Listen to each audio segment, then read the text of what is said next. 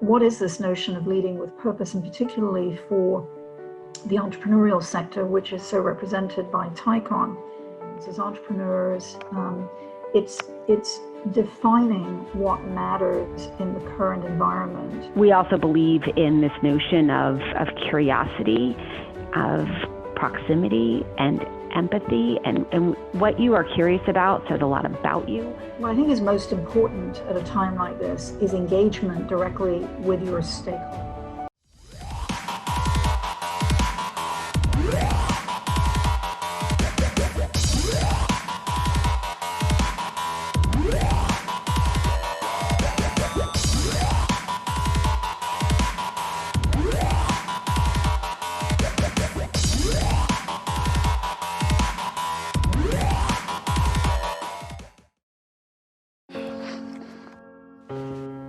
Now more than ever, you need technology you can rely on. 頼れる人ですよね。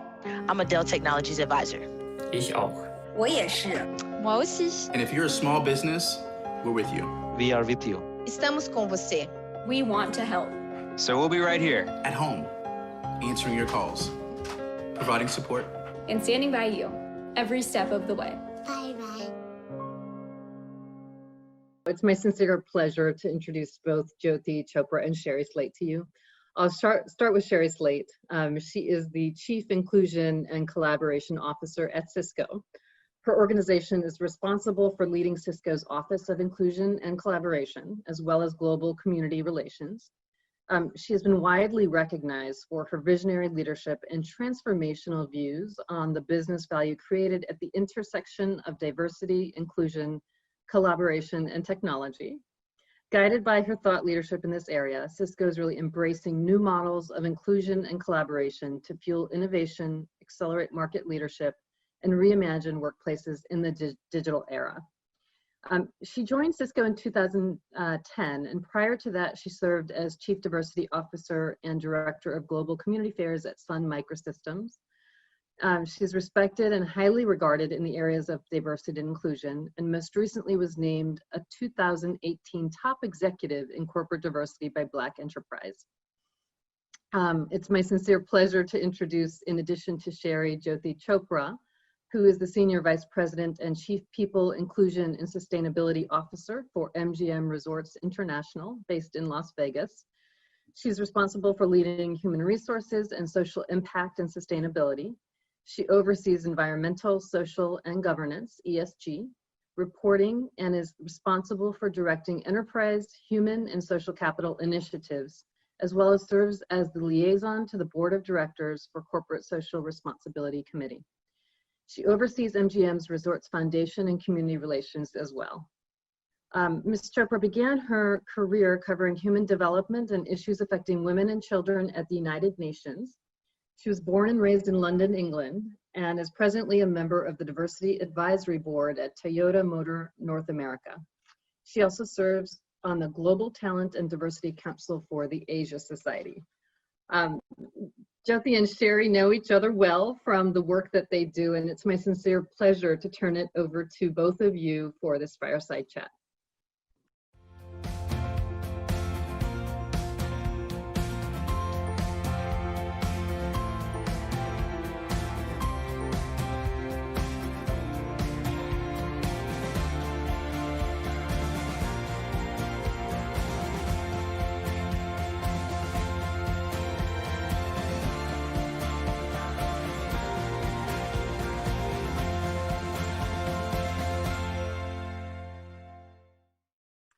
Thank you very much, Tina, and good morning at TiEcon 2020. It's such a pleasure to be here with all of you.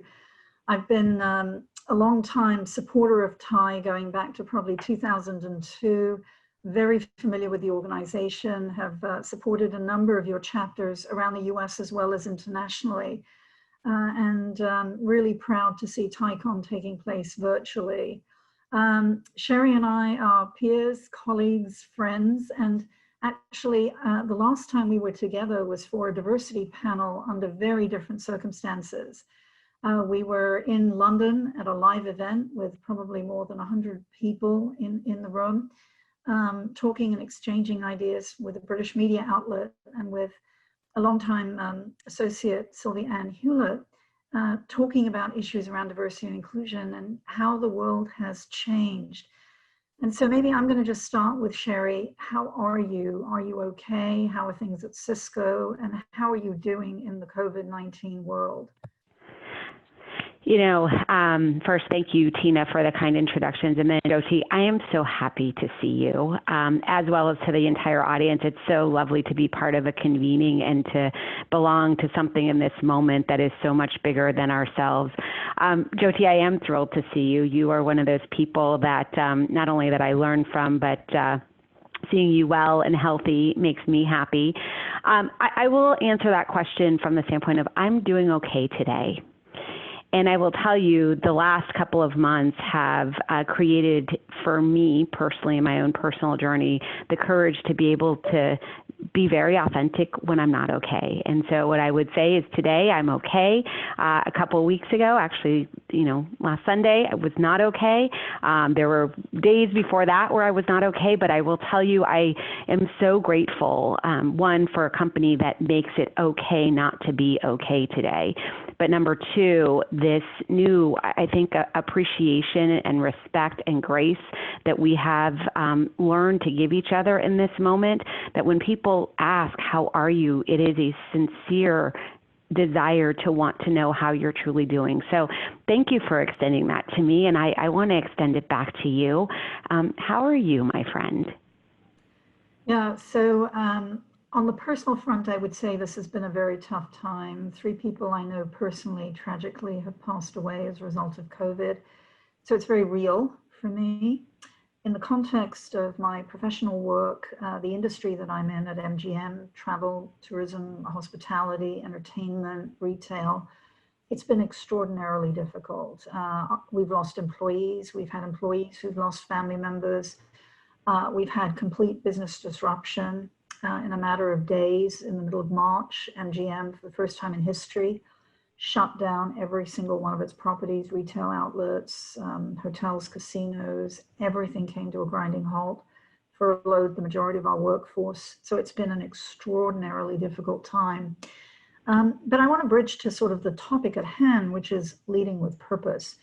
And I know we've had some questions come through from audience members already around, what is this notion of leading with purpose, and particularly for the entrepreneurial sector, which is so represented by TiEcon.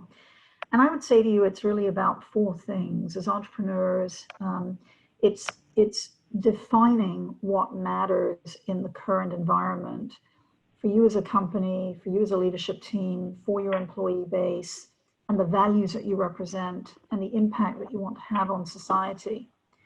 I think the second thing leading with purpose is centers really around change resiliency. Every day we're waking up to new realities, facts, figures, data. And so having the ability to deal with change on a lifetime basis for entrepreneurs, for small businesses and companies becomes, I think, increasingly important. The third is working real time. Forecasts are out of the window. You've seen many companies that have just had to sort of halt earnings forecasts and projections because we're working real time and day to day, and we don't know what the full implications on businesses will be. And I think the fourth point I'd make on this is for the entrepreneurial community, this is really crisis management at probably the most significant scale in our lifetimes.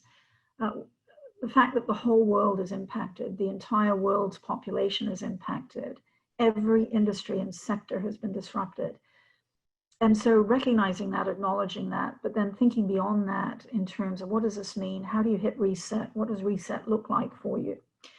Or I think some of the things about leading with purpose, but we'll get into that, I think, in a little bit more detail. So, Shari. Well, it's actually probably a perfect jumping off point, because if that is the question that has come through, I think it's one that we should pull the thread on. When you think about purpose, if I could just piggyback on what you shared in that last piece, is this notion of of seeing your stakeholders as you are thinking about the future of where do you go from here. I would say two things. One, seeing your stakeholders. There was a quote by an incredible leader from the World Economic Forum back in February, and what he said was a 21st century company is one that sees all of its stakeholders, not just the majority. It's one that fundamentally believes that all their stakeholders, which means everyone, matters, and it matters for business. That statement actually came from Chuck Robbins. He's our CEO. And so, yes, I do think he is amazing, but I think it's really profound because that whole shift of a company's focus being about, shareholder value shifting to now include stakeholder impact is one that is game changing for what's possible for companies, big, small, wherever they sit in the world. And leading to that, I would say in this landscape that we have this opportunity when you think about purpose to see bigger and wider around what's possible. I mean, this landscape is giving you the opportunity to see opportunity where others see nothing. And our responsibility is to look for it, because in those places where others see nothing is incredible value. And that value is one part, yes, that's the traditional business, but it's the impact on people that's going to be found at that intersection. And so for those that are looking for purpose, look where I would call where there's value vacancies so that you can unlock what's possible, not just for your own company, not just for you as an individual, but for people across the entire stakeholder stack. Yeah, and I'm just going to build on that as I see questions coming through already in the chat around this notion of purpose and what does it mean? How do you define it?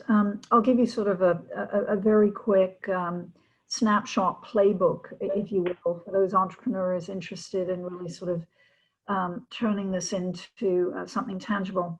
I think the first thing is to define what purpose means in the context of your organization, your company, and in the industry in which you're in. And a good place to begin is a refresh or a reset around your vision, your values, and answering the question of how do you see your role in society and who is it that you most want to impact? I think the second is defining leadership for your people and your leaders and managers in your company. And this is so important, and particularly at a time like this. This again gets to the values-based notion, right? Sit down with your leadership team and define what are the guiding principles by which you're running your company, your operations, your supply chain.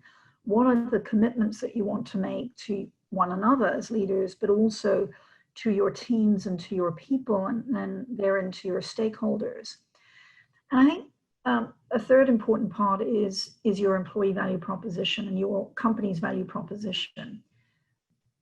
Really define what is it that you stand for. What is the value that you offer to the people that work in your enterprise? What does it mean and what can they expect? And I think this is often a very good way to lay the foundation for work in and around purpose. Shari, tell me about Cisco. What's changed for you since we last met, and how has your role changed, and how is Cisco handling things, and any examples you might want to share? Oh, wow. So a couple things have changed a lot against the backdrop of our purpose as a company to power an inclusive future for all. All of that, just know, was driven by that shift from, purely being focused on shareholder value to this bridge that we have to build to, kind of defining and creating a path to delivering stakeholder value and impact. I've taken on a bit of an expanded role. So my previous role was Chief Inclusion and Collaboration Officer. I now have an extra piece to my title, which is the Vice President of Inclusive Future and Strategy. I set the people strategy for the company, me across the entire company, not me by myself. I curate it with a whole lot of other people, but we set the people strategy for the company. It sits side by side with the business strategy and is in service of delivering impact across, both for our shareholders, but across all of our stakeholders, employees, customers, partners, suppliers, community. Inside of the organization, I do still have that lens on inclusion and collaboration and how we create unprecedented opportunity and value for our people across the stakeholder stack. And then last but not least, Next Horizon Impact. That is the way in which we are thinking about how we leverage the new currency of this landscape. And that new currency that has emerged is what is called inspiration. And how do we take that currency and share it, spread it across the stakeholder stack to do good in the world together, across our employees, customers, partners, suppliers, and the community as a whole. In terms of what's changed, a lot has changed. I think we have been very thoughtful and deliberate about how we want to show up in the moment. I have to say, we did not skip a beat with the onset of COVID and thinking about what we would call our framework for crisis, which is, thinking about communities that are on the margin, thinking about family and people, thinking about, what is it going to take from a research and resilience standpoint to get through it. And then last but not least, this notion of strategic recovery. That was kind of our first lens of how we were going to manage in the moment that was going to define how we showed up in the world. And then within a, 6-week period of time we started to see new opportunities to get really clear and deliberate about our beliefs that serve both crisis in the moment for COVID, but more importantly, how we see justice unfolding around the world and our role in it. And we got really clear on our beliefs, and we've got 5 of them, and they define how we show up in any moment, wherever it is in the world. And I think there was a question about purpose. You get really clear on your purpose when you're tested in ways that that if you don't use your voice or you don't show up in the moment, that you're going to miss an opportunity to drive real change. So we do have 5 beliefs, but I'll hold those for a minute because, Jyoti, I know so much has changed in your world, and would love to hear about your new big gig, because last time we talked, you were doing something so different. Yeah, so in a very similar vein, I joined MGM last year as head of diversity and inclusion, philanthropy, and sustainability and ESG. I've since added on responsibility for human resources. And I have to say, I'm so in awe of the people of MGM and the company and some of the work, purpose work that has really been undertaken in the last few months. And I think it might be helpful just to share sort of a couple of examples to bring it to life. We shut down our properties at MGM in the middle of March very, very quickly. And one of the first things we had to deal with was our food inventory and food supplies, and getting the fresh produce out of our hotel operations out into the community and distribution as quickly as possible out to food banks. And so marshaling resources and the onset of a pandemic to be able to safely deliver food and produce to where it was most needed was an incredible undertaking. I was also so proud of our chefs at MGM, at our Aria and Bellagio properties in Las Vegas, who came in with their teams into the kitchens. And from the middle of April through the end of April, every single day, cooked 1,000 meals a day to go out. These are 1,000 hot meals a day to go back out into the community to feed people who are on lines for a single meal a day. And it really sort of, I think, demonstrates the power of humanity and the power of purpose. Another very quick example, MGM's role in bringing personal protective equipment into the state of Nevada. We were facing acute shortages. So we tapped into our operations in Macau.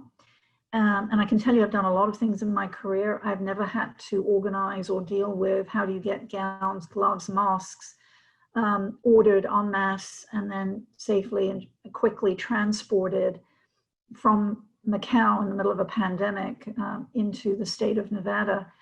But you roll up your sleeves and you pull together with a team, and many of us volunteered and got involved, and we were able to bring in 500,000 masks, more than 260,000 medical gowns, a couple of 100,000 gloves to help the medical needs for the state of Nevada. Again, just incredibly proud of so many volunteers who stepped up. So it comes back to this notion of resiliency, working through and dealing with purpose. And so that's just a quick snapshot of some of the things I've been engaged in.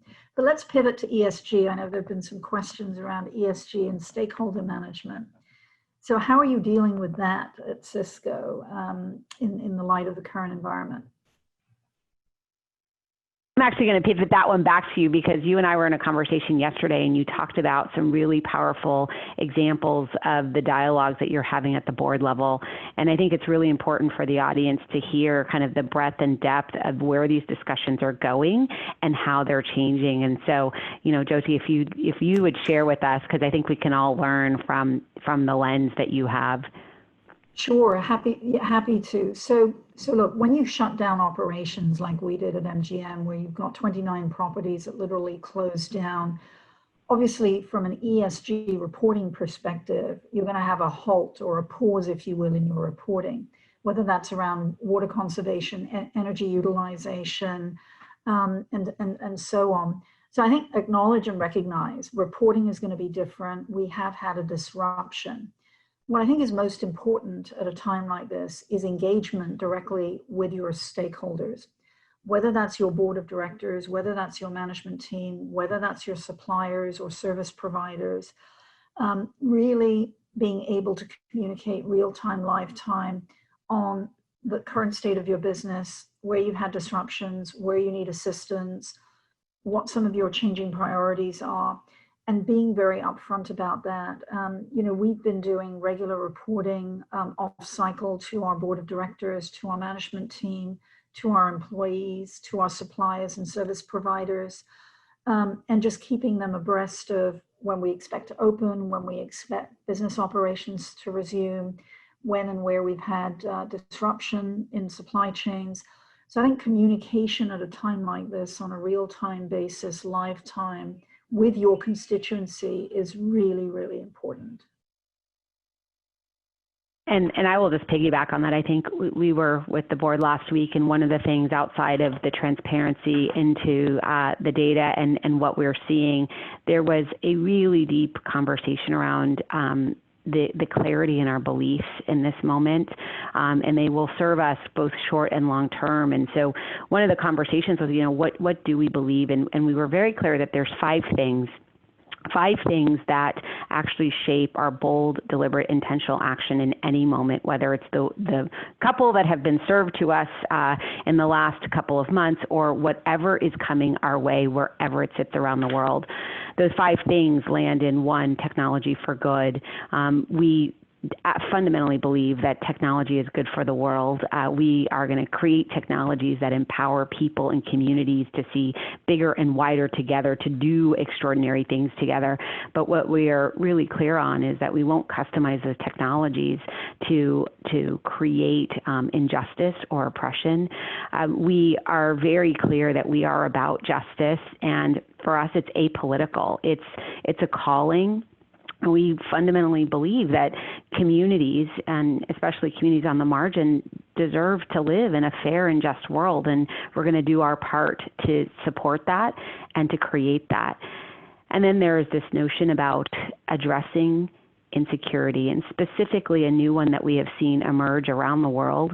It's the insecurity of being. And we have long served the insecurity of just human need, food, shelter, water. But the insecurity of being has long been a need to be addressed, whether in this moment or you go back if you take stock in history, you know, the times that people, and what insecurity means is someone is targeted with violence or hatred because they belong to a marginalized group. And that hatred and that target is both today in the physical world and in the virtual world. We also believe in this notion of curiosity of proximity and empathy, and what you are curious about says a lot about you. In this landscape, your curiosity about, systems of oppression, inequity, injustice, we've got to understand and get curious about like historical forms of it and whatever the new forms are.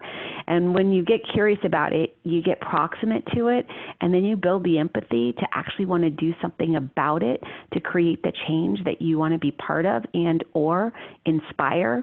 And then the last piece is around coalescence. And what we're really clear about is that, getting back to your stakeholder conversation, Jyoti, is that when we see the opportunity to coalesce our people and communities, we will. And we want to inspire our employees, our customers, our partners, our suppliers, our communities to join us to go have impact together. And that conversation was a really different one. It was a powerful one. And it was one where we all landed in a similar place where we do believe that is going to shape our bold, deliberate, intentional action in any moment around the world. That's awesome. And I want to pivot the conversation for a moment to our audience, the indus entrepreneurs. And they're probably thinking about this from different levels. There's the organizational or the company level, there's the leader level, there's individuals. And so there are significant roles, I think, for all of them to serve. Any advice that you would offer, Shari, as they navigate sort of all three terrains? Yeah, I would say from a company standpoint, there's three. One is transparency. The second is belief, and the third is no fear.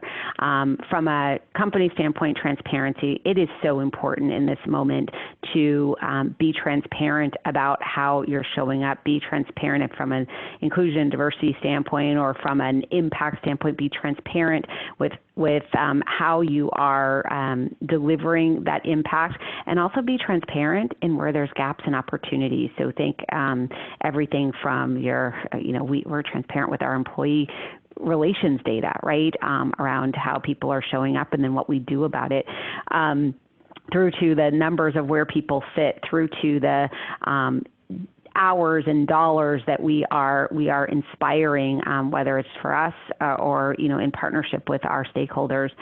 Transparency builds trust in this moment, and it galvanizes the kind of change that you want to see. The second is beliefs. I shared our beliefs with you all. I think there were a couple of questions about what happens when you're in conflict with your beliefs and your values. And I will tell you, we're really clear that those beliefs guide us and guide our impact. And so it gives you something to anchor to and then to have live on beyond a moment and drives to, more of a sustainable outlook. And then the third is no fear. Like what we have learned so much of where we are in this moment is not dissimilar to what we saw, and maybe not the global pandemic, but certainly with injustice, in 2016, 2012, 2008, and 1965, right? Like it's not new. And part of what has been standing in our way of seeing change is fear. And so I think there's this piece around as a company, because of what you believe, step up and step into an inclusive future for all, and your role in that, by not being held back by fear.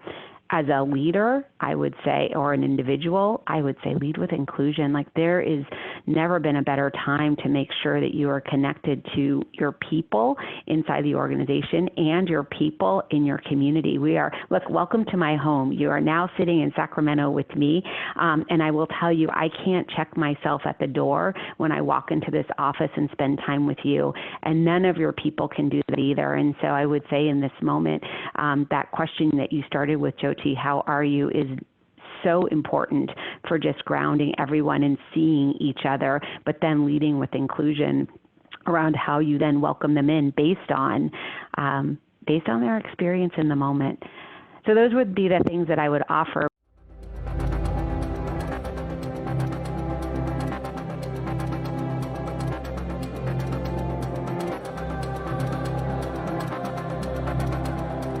There are all sorts of companies that help the world go round.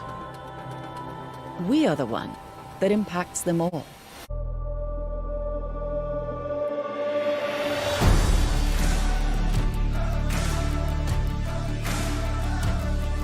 We are truly global and committed to the reputation we've gained through our history. We are the firm that leading companies worldwide turn to for advice on leadership issues. We are Russell Reynolds Associates. Well, Jyoti comes back up online. Maybe we'll take a couple of questions from the audience. And before we do that, I think we've hit some of the questions that have been asked already. And maybe I'll land a couple of the points that both Shari and Jyoti were commenting on. I really enjoyed listening to, you know, what maybe more characterized as a coffee chat between old friends and colleagues. And, you know, I think what's really amazing about the conversation that we've just had is that both Shari and Jyoti role modeled for us what it means to be an inclusive leader. So starting off the conversation with what is really happening, you know, both personally and professionally, and being really transparent about that, because that is a way for us as leaders to create a safe space for employees who are not, I love how you said it, Shari, checking themselves at the door. You know, you're in my home, whether it's in Tiburon or Sacramento or on the East Coast, and really being able to be our authentic selves at this time is truly what's needed to press the reset button, right? I think this is a special opportunity where, you know, while some of us see nothing, others of us really see opportunity. And I think that speaks to the audience that is in this conference today, really entrepreneurs who have, in many cases, made lemonade out of lemons. And so I really liked that comment as well. You know, the other thing to think about is that this is a time of stress, right? We're dealing with health, we're dealing with racial injustice. We've been locked up in our homes for quite a bit of time.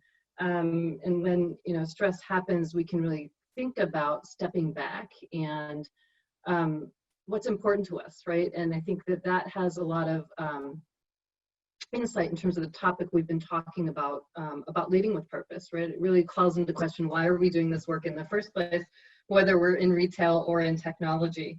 And then, you know, I'll just comment on a couple of the last points, which is, you know, that racial injustice is not a new thing, whether it's today or 2016 or 30 years ago, or, you know, the long history in India. And I think that what's special about this moment in time, despite the fact that there have been many tragedies, is there is an opportunity to really impact change, right? And as we think about the fact that this conference is being hosted in the state of California, and our legislature is in the process of passing legislation where diversity on boards will be more valued, including minorities. You know, I think it's a really special moment to, again, make lemonade out of lemons. And so with that, I don't know that Jyoti, there we go, back just in time. I don't know if Jyoti and Shari, you have a couple of, you know, final thoughts as we begin to wind down this panel, but have really appreciated being able to listen on the conversation. Maybe we'll start with you, Shari. My thought in this moment are twofold, because this audience is so special. You mean so much to us in this moment and every moment that comes from here. The world is powered by what you are creating. And so I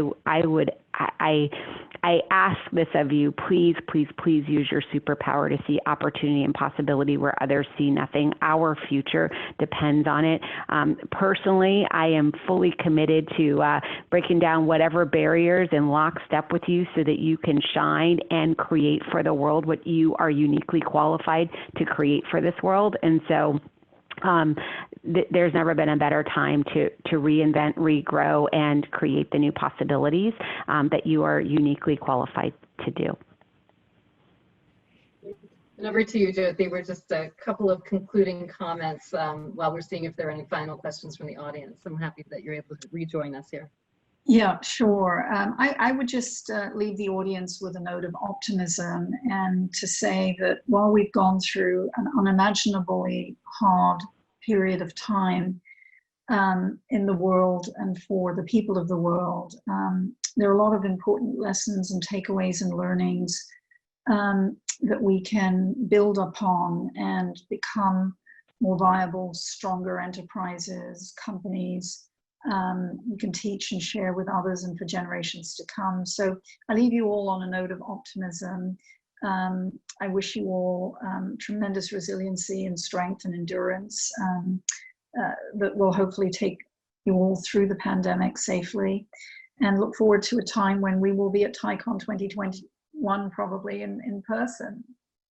I love the thought around optimism, and as you both know, National Disability Month is upon us, and one of the questions from the audience is, diversity can be defined in so many ways.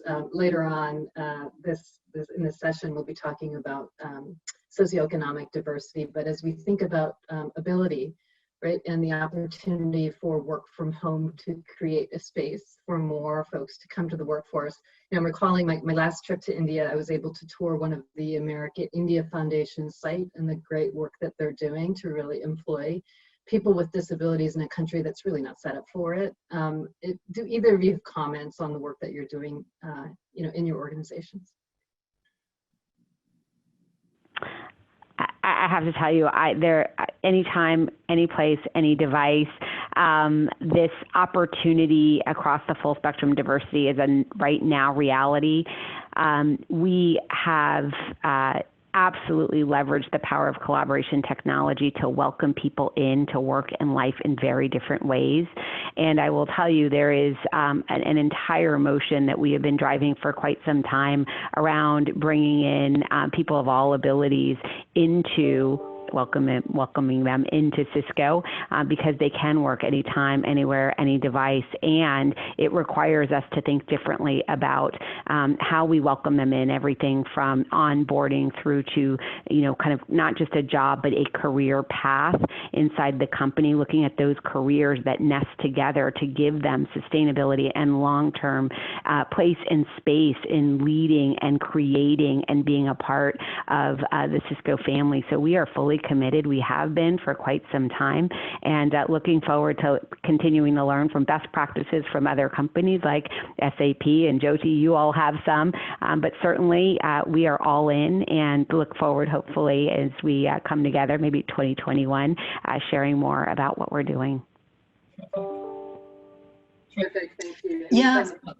Yeah, similarly, we have a very robust program supporting people with special abilities, and it's a very important commitment for us at MGM and a key component of our diversity and inclusion strategy. Many of our corporate functions are now 100% remote and virtual, so we've gone in many cases from being 100% in the office to now 100% out of the office, and so we're doing whatever we can to provide a really robust suite of tools, resources for our colleagues at MGM to enable them to continue their operations and work seamlessly, successfully, and in a way that works for them. We're also doing a lot of work around back to school and helping our families who have children that are doing virtual schooling or distance learning. And so looking at a variety of options and support around that as well. Perfect. I don't see any other questions from the audience. One thing that I'd like to highlight, and Shari and Jyoti, if you have any, thoughts about these topics of intersectionality, right? As we stand in solidarity with our Black colleagues, friends, and families at a time that's really important for us to do so. I can't help but notice what happened with the Title VII legislation for the LGBTQ topic on otherwise conservative bench, and also National Hispanic Heritage Month is coming up. If there's anything that you'd like to talk about in terms of what you're doing to celebrate some of those successes at this moment in time, I'm sure the audience would love to hear that as well. Yeah, from an MGM perspective, we herald and celebrate these landmark milestone moments around advocacy, legislative achievements and accomplishments. And really, I think it's so important as stewards of diversity and inclusion for leaders like Shari and myself to be at the forefront of advancing and supporting efforts as and when we can. And so that's been a big part of our efforts and mobilizing around them. And I think the path ahead, there's still a lot of work to be done, as we know, in many different pockets. We don't have equality in different parts of the world, and so the more you can build allyship and coalitions whether it's through employee resource groups, employee networks, bringing colleagues together to lend support, I think is really important. The only thing I would add to that is there's a quote that was first used in 1853, and that quote is, "The arc of the moral universe is long, but it bends towards justice." It was made famous in 1965 by Dr. King. And what it reminds us to do is to take stock in the moments, both past and in the moment, to know how far we've come. You see, Dr. King used that quote to answer the question, how long will it take before we see change?